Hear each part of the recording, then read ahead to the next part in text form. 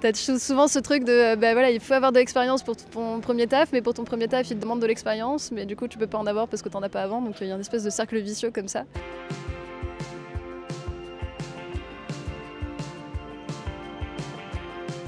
Je pense que l'écoute. Écouter les jeunes, surtout. Et il doit être crédible aux yeux des autres dirigeants pour défendre notre pays.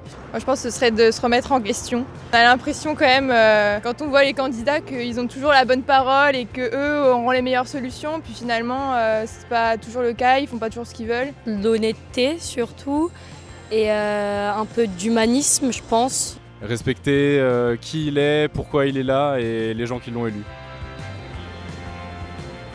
Je suis bilingue en anglais, c'est une compétence qui est assez importante aujourd'hui dans le monde du travail parce que ça te permet d'élargir tes horizons et de justement pouvoir t'exprimer avec un maximum de personnes. Moi, ce que je mets le plus en avant, c'est ma créativité. Ça permet un petit peu de sortir son épingle du lot, de se démarquer un peu des autres candidatures. Pas du tout, pas du tout. C'est très théorique à la fac. On n'est pas assez préparé au domaine de l'entreprise.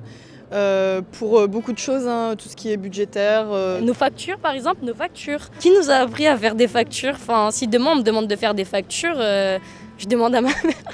En fait, on découvre tout dès qu'on commence dans une boîte, dans un métier. Nous initier plus tôt à des expériences professionnelles. Demander des stages obligatoires dès la première année et ce qui manque aussi serait les échanges. Faire intervenir dans les formations des professionnels qui peuvent parler à cœur ouvert de ce qui se passe dans leur métier. Donner plus de confiance aux étudiants et leur donner du courage, je pense, parfois. Après, c'est vrai qu'en France, je pense qu'on a quand même de la chance dans le sens où il y a vraiment plein d'études différentes, il y a plein de formations, il y a vraiment la possibilité de faire des reconversions professionnelles. Donc je pense que le tout, c'est vraiment de trouver sa voie et puis de ne pas lâcher et d'aller jusqu'au bout.